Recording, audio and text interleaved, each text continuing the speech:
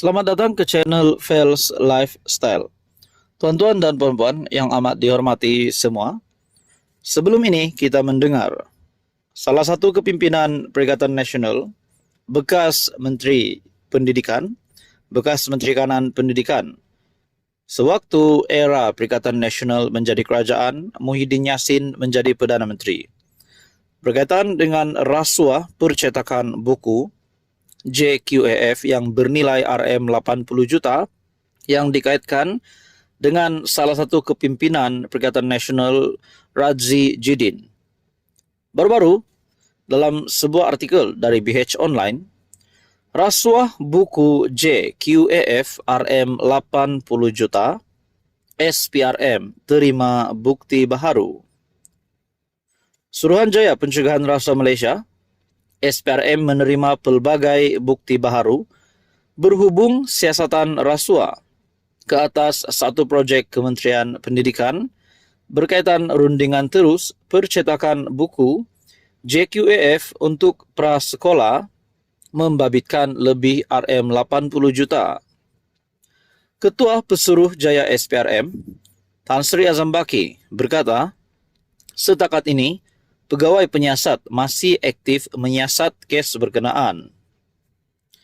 SPRM menerima banyak bukti baharu dalam masa terdekat ini yang boleh membantu siasatan, katanya selepas program Menembak SPRM bersama media sempena ulang tahun SPRM ke-56 di Kajang. Ditanya bila bekas Menteri Pendidikan Datuk Dr. Radzi Jidin akan dipanggil SPRM, Azam Baki berkata, perkara itu akan diserahkan kepada pegawai penyiasat. Saya tidak pasti tarik Radzi dipanggil kerana semuanya akan diserahkan kepada pegawai penyiasat, katanya. Sebelum ini, Timbalan Ketua Pesuruhjaya Operasi Suruhanjaya Pencegahan Rasuah Malaysia, Datuk Seri Ahmad Kushairi Yahya, mengesahkan penahanan dua individu, termasuk bekas setiausaha politik kepada Radzi. Suspek pertama berusia dalam lingkungan 20-an, yang juga bekas setiausaha politik kepada seorang bekas Menteri Kanan, manakala suspek kedua ialah pemilik syarikat berusia lewat 50-an. Ekoran itu, Azam turut mengesahkan bekas Menteri Pendidikan itu dipanggil oleh SPRM bagi membantu siasatan.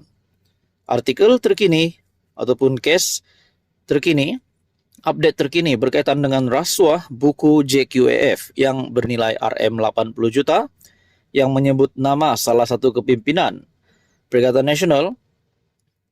Keputusan terkini adalah SPRM terima bukti baharu. Halo semua, tuan-tuan dan puan yang amat dihormati semua, saudara-saudara yang amat dihormati semua.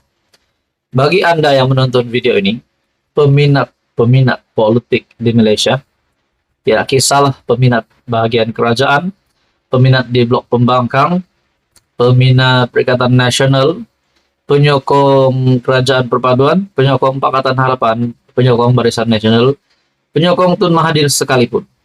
Ini satu video yang pasti akan mengejutkan Anda. Saudara-saudara, seperti yang kita tahu, terdapat banyak gesaan yang dibuat di dalam dunia politik. Salah satu gesaan yang kita pernah dengar adalah berkaitan dengan, kita juga pernah mendengar berkaitan dengan gerakan untuk menggulingkan Datuk Seri Anwar Ibrahim, menggulingkan kerajaan. Namun sehingga kini, Datuk Seri Anwar Ibrahim masih kekal sebagai Perdana Menteri, masih kekal di puncak. Nah, terdapat juga gesaan di bahagian pembangkang pula. Ada beberapa pemerhati politik dan juga ada pemimpin politik sebelum ini membuat kenyataan menggesa PAS untuk masuk kerajaan. Saudara-saudara, sekiranya PAS satu blok dari pembangkang, arti PAS masuk kerajaan, nah, makna kata Perikatan Nasional tinggallah bersatu dan juga gerakan, dan rasanya Tun Mahathir Tapi kita juga tahu baru-baru ini Tun Mahathir dilantik sebagai penasihat bagi 4 negeri Perikatan Nasional ataupun 4 negeri takbiran PAS. Nah, kita bercakap tentang lantikan Tun Mahathir pula. Ada yang kata, kenapa Tun Mahathir yang dilantik? Kan Perikatan Nasional ada Muhyiddin Yassin. Kan Perikatan Nasional ada Hamzah Zainuddin. Dan kenapa di dalam kepemimpinan PN yang masih ada pemimpin yang besar, berpengaruh, tetapi Tun Mahathir yang bukan ahli parlimen, yang tidak ada kuasa hari ini, yang dilantik menjadi penasihat. Akhirnya beberapa pandangan dari kepimpinan PN sendiri menyatakan mereka mahu pimpinan Tun Mahathir sebagai bekas Perdana Menteri dan juga mempunyai pengalaman yang luas. Tidakkah Muhyiddin Yassin sendiri mempunyai pengalaman yang luas? Kita bercakap tentang lantikan Tun Mahathir.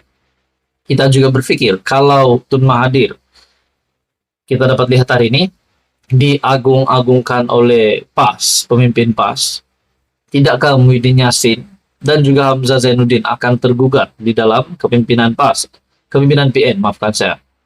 Bagaimana kalau tiba-tiba Muhyiddin Yassin dan Hamzah Zainuddin satu blok bersatu keluar Perikatan Nasional pula dan menyokong kerajaan? Nah, itu pun tidak mustahil juga. Nah, saudara-saudara, gesaan demi gesaan. Ada yang kata PAS patut masuk kerajaan. Ada yang kata bersatu patut masuk kerajaan. Ada juga kata Tun Mahathir perlu rehat, tidak lagi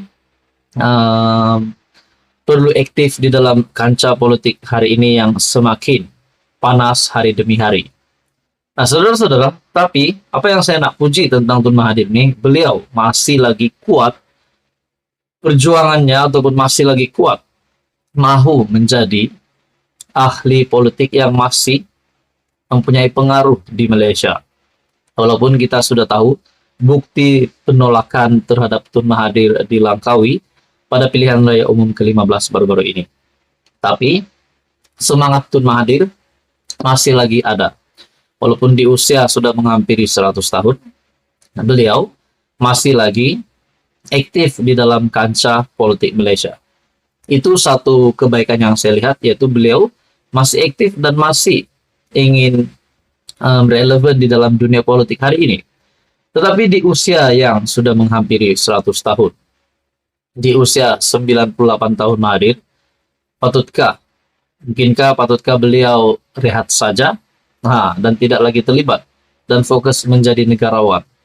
Nah, teman-teman, berkaitan dengan beberapa spekulasi yang dibuat sebelum ini, gesaan PAS masuk kerajaan, gesaan bersatu masuk kerajaan. Kalau PAS masuk kerajaan, bagaimana dengan pembangkang? Tinggallah bersatu, tinggallah Mahathir, tinggallah gerakan, tinggallah muda. Dan juga mungkin ada lagi yang lain. Nah, begitu juga kalau bersatu yang masuk kerajaan. Bagaimana pula dengan kepimpinan Perikatan Nasional? Bagaimana pula dengan Hadi Awang sebagai timbalan pengurus PN? Adakah beliau yang akan memimpin PN tanpa bersatu? Seperti yang kita tahu, PAS mempunyai 40 kursi lebih dan juga begitu juga bersatu, kalau saya tak silap 30 kursi lebih. Saudara-saudara, apa komen Anda berkaitan dengan ini? Anda wajib share video ini. Anda juga dipersilakan like video ini dan tekan butang subscribe. Dan subscribe itu percuma.